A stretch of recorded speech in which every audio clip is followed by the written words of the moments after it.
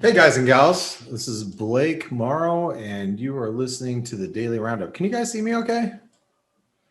I think so. All right. Just making sure. Great. Awesome. Okay. It's interesting. Tomorrow's a big day. Obviously, tomorrow's a big day for the markets, and I've spent like the last couple of days just dealing with some admin stuff for ForexAnalytix. I've been on calls and just trying to wrap a few things up over the last couple of days, because tomorrow is going to be, I think, more of a crazier type of session, and it's going to be hopefully a good day for the markets and for volatility. So the reason why I wanted to mention that is because I have been a little absent in the chat room the last couple of days. It's just trying to pull a lot of things together. And just so you guys know, hey Martin, Lorraine, Becky, Irina, Malia. Is that Malia? Malia, I love your name. That's such a pretty name. A couple of things that I'm doing, just so you guys know, is I'm filming a lot of basic. Hey Alan, I'm filming a lot of basic videos, and talking to Steve and Stelios on the sides about like content, and it's more for marketing. But I think I've explained this to you guys. It's like basic videos, but here's been the big issue, and I should say this is I'll just say this out loud to you guys. We deal with so many advanced traders, and we've been dealing with advanced traders for, well, I mean, look, this is like year 25 for me. I was actually just writing a bio because I'm doing this one thing with this other group where I had to put like my bio information together today. And I was like, the first time I stepped on a trading floor was November of '96. That's 25 years ago.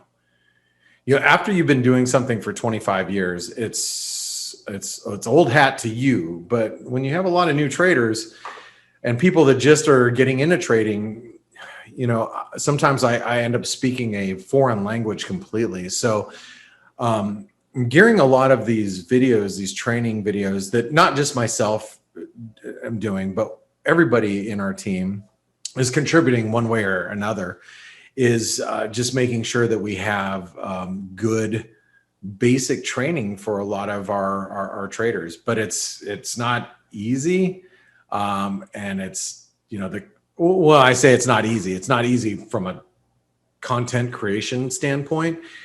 It's very time consuming. When you get you film some stuff, then you edit it, and then are the transitions right? It's not, I wish it was like boom, everything's done. It's not the case. But anyway, just between that and I know you guys probably know this, but let me show you really quick. Well, yeah, I guess I can talk a little bit about it. Hold on.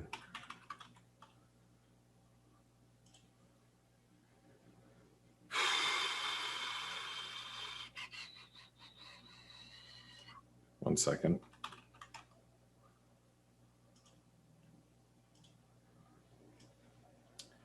So Trader Summit is going to also be a hub for you guys and for everybody too. I mean, this is obviously everybody.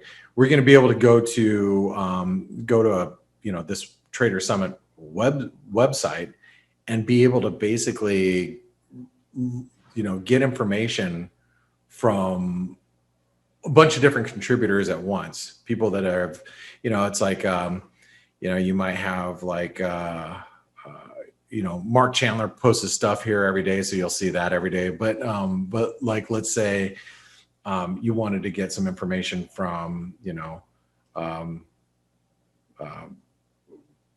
who is this from?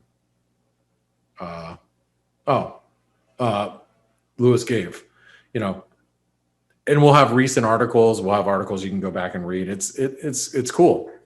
let's be a centralized place for you guys to get information on, currencies and, interviews and stuff. And between that and also everything that's going on with ForexAnalytix and the videos and stuff. Becky asks, is it live now? No, it's not. It'll be live hopefully this next week. So we're just wrapping up a few different technical things. So just letting you guys know. It'll be a nice little place where, you can get, can you guys hear that? Can you hear the lawnmower out there? No? Okay. Anyway, so depends how, this is a decent microphone. And so it cuts out a lot of the excess noise, which is good. So between that and, yeah, I actually already put in the can, the Fibonacci webinar, a basic Fibonacci webinar, that's going to be, that's done. It's not an advanced, it's not like a strategies webinar, but it's, basic information on fibs and how to use them and how to plot them. So that's in the can, still got some work to do. So anyway, so let's get to analysis. I know you guys are probably sitting here listening to me going, all right, great, Blake, let's talk about other stuff. So just giving you guys kind of an update on what we're doing and why I haven't been in the chat room as active the last couple of days. As and Stelios, he tries to pop in there when he can, and we're just trying to do our best. So here's the euro. As you can see, the rising trend line, this is the channel support. It's going to be important, and it's gonna probably come into play this evening, I'm assuming. And I wouldn't be surprised if we probe below it. I wouldn't be surprised if we trade down here. Whoops. So I want to down here ahead of the Fed, gets everybody short, kind of, gets everybody short the euro, and then, pops back up, one of those types of moves. I personally think that that's possible. So just be careful if you are short. I'm short some, not a lot. I'm actually probably going to close it out because I'm want to stay in the positions I've got, but if the euro drops back down towards the 50s, I'll probably pull out of it. Cable's quiet. You can see it's tightening up in its range. Aussie's had a pretty big rejection thus far. I don't want to get too terribly excited about the Aussie until we get back below. Back below 77 cents, but equities are looking a little weak. So as they're looking a little weak, the Aussie might come off a little bit more. I doubt it's going to be, I doubt it's going to be anywhere lower than 77 cents heading into tomorrow, even if it does slide a little bit. Dollar Canadian continues to trade really heavy. It does, but it also is still, above this previous low. So it is actually right now making higher lows, but I'm not even excited in the least bit about the dollar Canadian until we get back above 124.50, 60. Dollar Mexican peso looks promising. It looks like we're trying to carve out a double bottom here, but stocks need to roll over. Right now, you got the NASDAQ going up and you've got the Dow and the S&P going down. So this is just pure rotation based on yields and the yield move. Speaking of which, look at the dollar yen. Dollar yen is almost at I wrote down 108.80 today. Hold on. 108.70. We were basically at 108.70. Why? Because remember, this is the long, let me go over to a daily chart.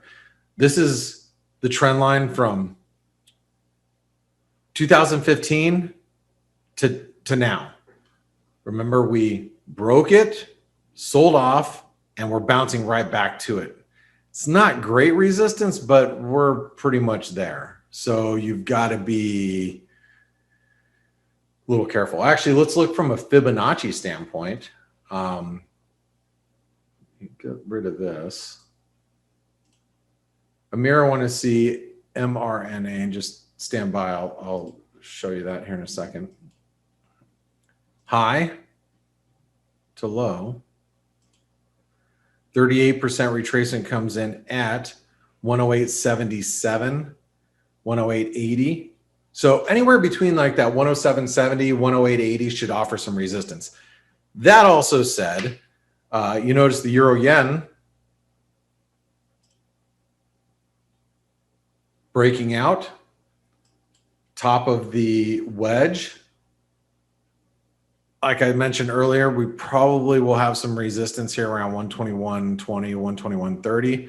I already sold some up here at 06, so I'm not super excited about it. Actually, I wouldn't even get excited about it until it drops. If it drops back below 130.60, I'm just hoping that we see yields come off a little bit. So here's the yield, the 10-year. 10 years had a nice move today. Whoops. 10 years had a nice move, but we're, probably up against some near-term resistance for the 10-year. You can see all this previous support should all act as current resistance. So we'll see. Amira asked for MRNA. Let's take a look at MRNA.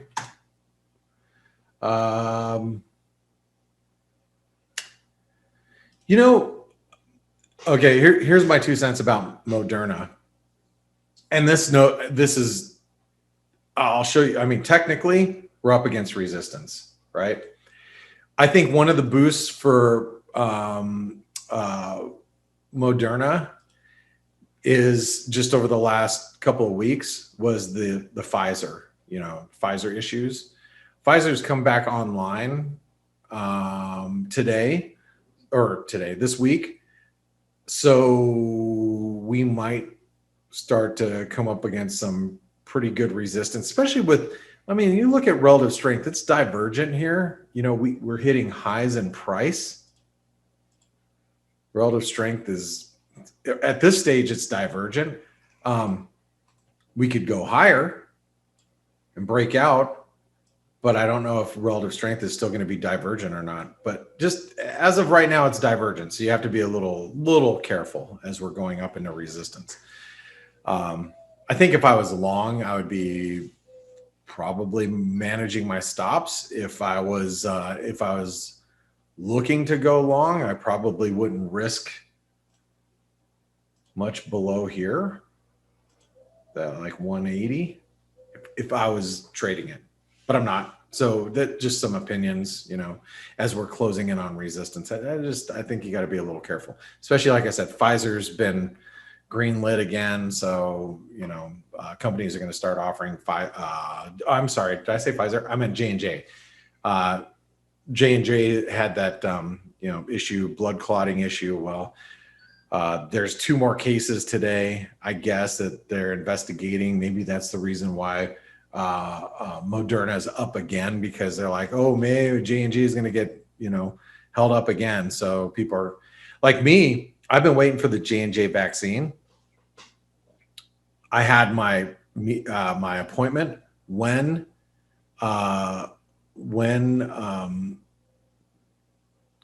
they canceled or took it off the shelves, and I even myself have been like, maybe I'll just go take the Moderna one and I wanted one and done. I just want to get it done, over with, be done with it.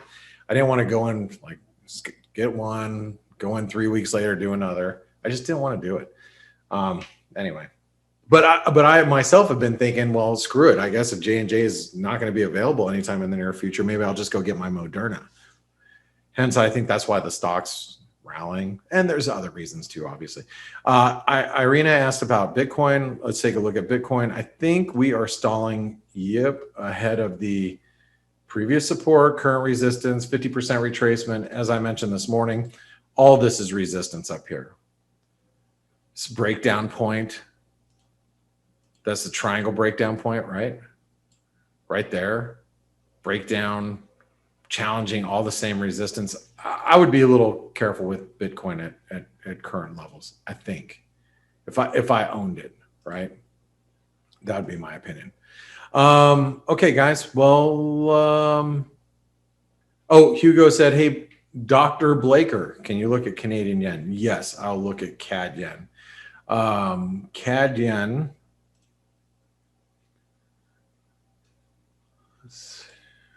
Oh.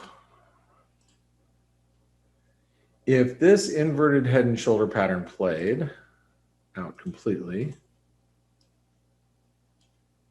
be roughly almost where we're at. So channel resistance is right there. Let's go ahead and delete that. And I'm assuming this is a 78% retracement. It is. So I say pretty big resistance around 87.70 to 87.90. If you want to be on the short side, I think it's getting to that level that might be attractive for shorts. All right, guys, have a great one. Thank you guys for your patience. Thanks for putting up with me. And thank you, most of all, thank you for your support. I'll see you guys in the chat rooms, or I'll see you tomorrow morning on the Face webinar if you're not a premium subscriber. And thank you guys. Bye-bye.